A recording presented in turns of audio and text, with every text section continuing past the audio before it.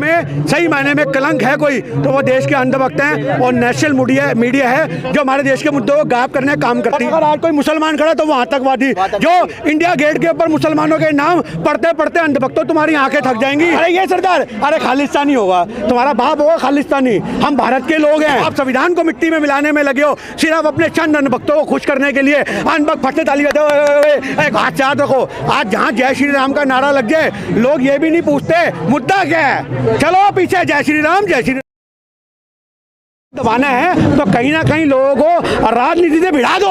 अंधभक्तों के पास एक जवाब आ जाए, अरे ये तो राजनीति करने आए हैं, ये तो राजनीति करने आए हैं। आज हमारे देश के अंधभक्तों से हमारा सवाल है, अरे घर से कब निकलोगे, कब मोदी की खिलाफत करनी छोड़ोगे, कब एक्चुअल मुद्दों पे बात करोगे। हमारे देश के अंदर एक्चुअल मुद्दों पे कोई बात नहीं होती, मोदी की पैरवी करने के लिए पहुंच जाते हैं। पर जब मोदी की खिल्ली उड़ाई जाती है, जब देश के पहलवान और जवान और किसान सड़कों पर बैठते हैं तो उनके साथ लोग खड़े नहीं होते। इस चीज़ का विरोध है। अंधभक्तों से हमें कोई शिकायत नहीं है, भक्तों से हमें कोई नाराजगी नहीं है, पर एक मन में दर्द है कि ये भारत के लोग होके भारत की बेटी का समर्थन नहीं करते, घर पे बैठ गए तो ये कैसे देश को मजबूत करेंगे, ये बहुत बड़ा सवाल है। सड़क पर बैठकर देश का अपमान कर रहे हैं लोग, ये लिखा जा रहा है सोशल मीडिया पे लोगों द्वारा। देखिए, अपमान तो तब होता है जब आदमी अपने हक की आवाज ना उठाए। आज संविधान की बेइज्जती करे, आज संविधान के हिसाब से हम यहाँ बैठे हैं, संविधान के हिसाब से किसान बैठे, संविधान के हिसाब से पहलवान बैठे। सही मायने में देश की बेइज्जती तब होती है जब पुलवामा जैसे इतना बड़ा मुद्दा होता है पर जांच नहीं होती। सही मायने में बेइज्जती तब होती है कि छत्तीसगढ़ में इतनी बड़ी कार्रवाई हो जाती है और कहते हैं जांच होगी। सही मायने में बेइज्जती तब होती है जब पूंछ में भी 4 दिन पहले जवान शहीद हो गए और उसके बाद मोदी जी वहां पे ईद की बधाइयां दे रहे थे, तब हमारे देश की बेइज्जती होती है। आप ये मत कहो कि देश के लोग हक मांगेंगे तो बेइज्जती होगी। उस हिसाब से तो एक बच्चा भी अपने बाप से हक मांगेगा तो बाप की बेइज्जती हो जाएगी। आज हम लोग संविधान को बचाने के लिए बैठे हैं, सड़कों पर बैठ करके देश मजबूत होता है। आप याद रखो, कमजोर नहीं होता। अगर यही चीज महात्मा गांधी ने सोची होती और अंग्रेज भी उस समय चलाते कि महात्मा गांधी सड़कों पे बैठ करके बेइज्जती कर रहे हैं, देखो देखो देखो देखो, भारत के लोगों को भारत के खिलाफ लड़वाते तो शायद हमारा मुल्क आजाद ना होता। वो महात्मा गांधी थे जिन्होंने सड़क से आवाज उठाई और एक इतनी मजबूत पार्टी कांग्रेस पार्टी संसद में भेजी जिन्होंने 70 साल देश पे राज किया और देश को बनाया।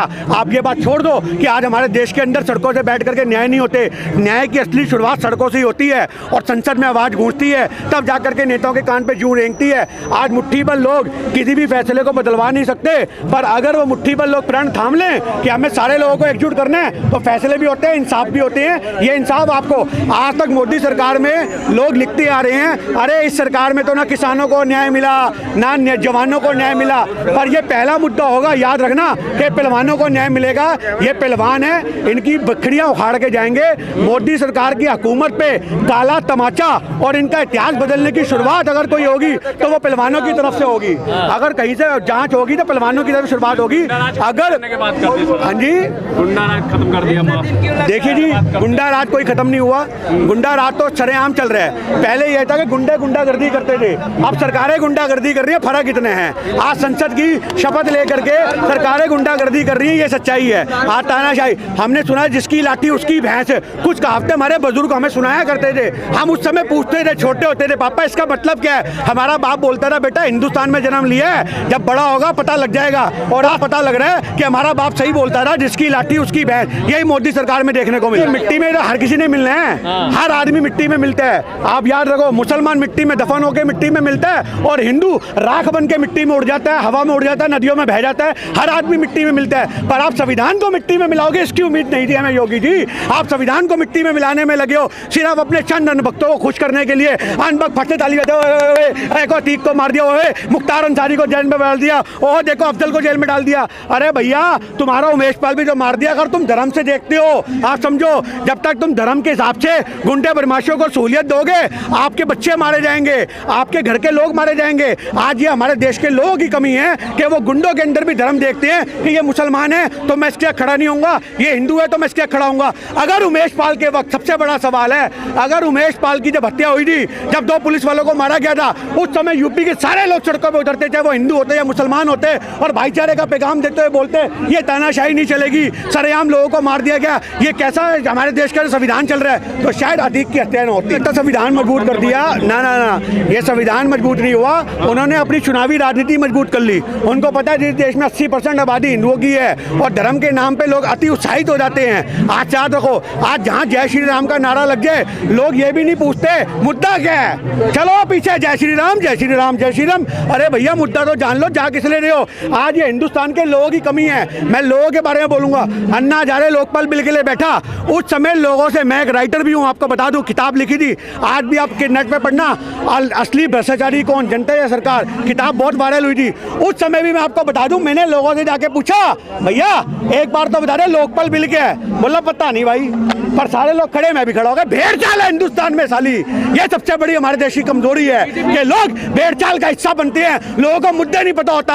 आज पोक्सो एक्ट लोग चिल्ला रहे हैं, आज आप यहाँ सर्वे कर लो, 50 लोग जो समर्थन में आए, अच्छी बात आए हैं, पर लोगों को ये भी नहीं पता होगा पोक्सो एक्ट क्या होता है, उसमें कितनी धाराएं लगती हैं, उसमें कितनी सजा होती है। आज हमारे देश को, आज कांग्रेस राजनीति कर रही है। आज ये सवाल आपने पूछा, बहुत खुशी हुई हमें। अगर आज हमारे देश के किसान किसी के बेकाने में आए, पहलवान किसी के बेकावे में आए, तो शायद कांग्रेस की सरकार जाती ना। आप समझो, आम जनता को आज मुद्दों से मतलब है। आज बीजेपी वाले इसको कांग्रेस से क्यों जोड़ रहे हैं, क्योंकि उनको बहुत अच्छे से पता है कि हरियाणा में पटकनी होने वाली है। वो बहुत अच्छे से जानते हैं कि हरियाणा में जो कर्नाटक में भी होने वाला है ना, वही खेला हरियाणा में होगा। इनका बोरिया बिस्तरा पैक है। आप याद रखो, इनके पैर डगमगा रहे हैं। आप ये मत सोचो कि हम लोग राजनीति कर रहे हैं। कांग्रेस का एक इंसान सच्चाई की आवाज़ को उठाता है, संविधान की आवाज़ को उठाता है, चाहे वो किसान हो, चाहे वो मजदूर हो, या वो जवान हो। आज जेपीसी की मांग कर रहे हैं क्योंकि एलआईसी में लगा पैसा इन मजदूर लोगों का है, ये गरीब लोगों का एलआईसी में लगा पैसा है, एसबीआई में हम लोगों का पैसा है। पर अगर आज एसबीआई डूब गई, एलआईसी डूब गई, तो अडानी बाद में डूबेगा, हिंदुस्तान के लोग पहले डूबेंगे। इसलिए राहुल गांधी आवाज उठा रहे हैं कि जेपीसी की मांग करो, वो पैसा है तो है किसका। वो कह रहे हैं प्रियंका गांधी का यहाँ क्या काम, क्या काम? अरे भैंस की आंख, तुम्हारा दिमाग खराब हो गया। देश की बेटी है प्रियंका गांधी और अपनी बेटियों के लिए न्याय मांगने के लिए आई है। आप बात कर रहे हो लड़की हूं लड़ सकती हूं को नारा देने वाली एक बुलंद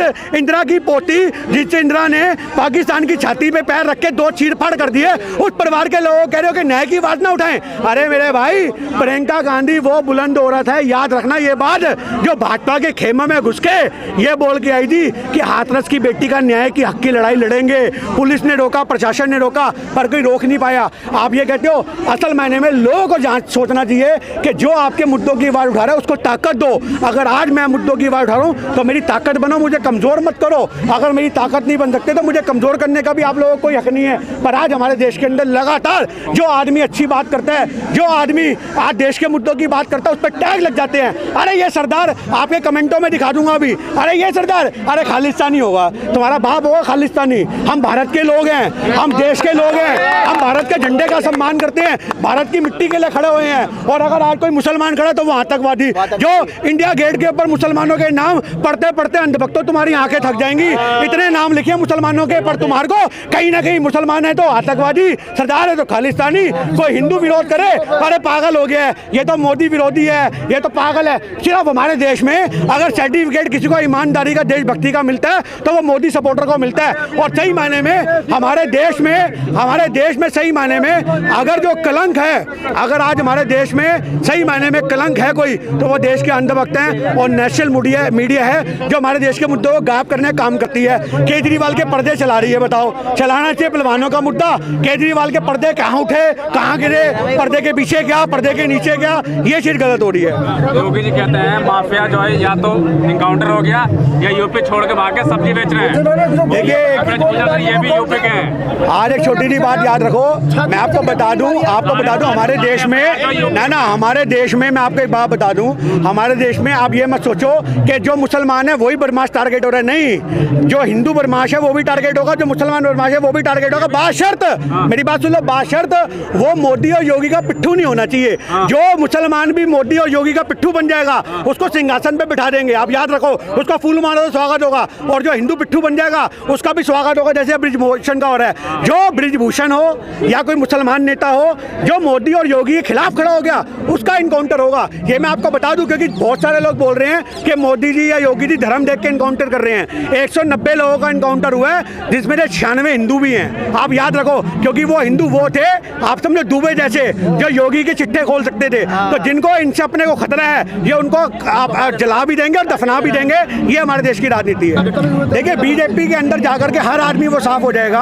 आप ये मत कहो अपराधियों के मुकदमे खत्म हो जाएंगे। इसका योगी जी इतना बड़ा उदाहरण है। योगी जी ने अपने मुकदमे खुद ही खारिज कर दिए। 72 मुकदमे थे योगी के ऊपर, खुद ही खारिज कर दिए। जो आदमी संसद में रोता था मुझे गोली मार देंगे, मुझे मार देंगे, उस समय भी अखिलेश ने बोला कि हमारे हाथ में भी योगी की फाइल आई थी अतीक के वक्त, पर मैंने इनको छोड़ दिया। तो ये अपने आप में दिखाता है कि संविधान की इज्जत क्या होती है। आज योगी जी संविधान को ताक पे रख के फैसले कर रहे हैं जो देश हित में नहीं है, उसका विरोध हमेशा होता रहेगा। तो बहनों को इंसाफ मिलेगा, बहनों को इंसाफ मिलेगा। यहाँ से फूल मालों के जाएंगी बहनें। आपको बता दूं, ये कैमरा घुमा के दिखाओ, तिरंगे झंडे के नीचे बैठे हैं वो, किसी कांग्रेस के झंडे के नीचे नहीं बैठे। दिखाओ, उन लोगों को मुंह पे तमाचा मारो और इतना बड़ा बड़ा उसके लिए गिरफ्तारी का, जेल के पीछे का बैनर लगा रखा है। ये अपने आप में दिखाता है कि हमारे देश के लोग तिरंगे के सम्मान में आए हैं। आज हम लोग कांग्रेस पार्टी से भले हो, पर हम कांग्रेस के यहाँ प्रवक्ता बन करके नहीं आए, हम भारत के नागरिक बन के आए हैं, एक बहन का भाई बन के आए हैं और इस मिट्टी से जुड़े होने के नाते इस मिट्टी को बचाने आए हैं। ये मिट्टी को बचाने की लड़ाई है, पहलवानों को बचाने की लड़ाई है। नहीं तो भविष्य में एक आदमी अपनी बहन बेटियों को रेसलिंग में भेजने से पहले 100 बार सोचेगा कहीं मेरी बेटी भी शोषण का शिकार न हो। बदमाश यूपी से बदमाश चले गए, आपने कहा था यूपी से बदमाश कहाँ चले गए? यूपी तो 3 बदमाश और हो गए, वो तो और हो गए। सबसे बड़ी बात है लाइट काटी गई। आज मैं ये कहूँगा, जेल के अंदर भी आपको याद होगा, जेल के अंदर भी कैदी को हवा, पानी, रोटी, लाइट सुविधाएं मिलती हैं। आपने तो जेल से बुरा हाल बना दिया, मतलब सड़कों पे भी ना बैठे। अगर आज योगी सरकार या मोदी सरकार या दिल्ली में बैठी केजरीवाल सरकार को ये लगता है कि इनके बिजली का बिल हम उन पे फाड़ देंगे, तो याद रखो हमारे देश का किसान, हमारे देश का पहलवान इतना कमजोर नहीं है कि अपने बिजली के बिल खुद ना भर सके। ये ऐसी टुच्ची हरकतें कर करके हमें डरा नहीं सकते, बल्कि हमारे हौसलों को और बुलंद करेंगे। जय हिंद, जय भारत में किन्नी सान।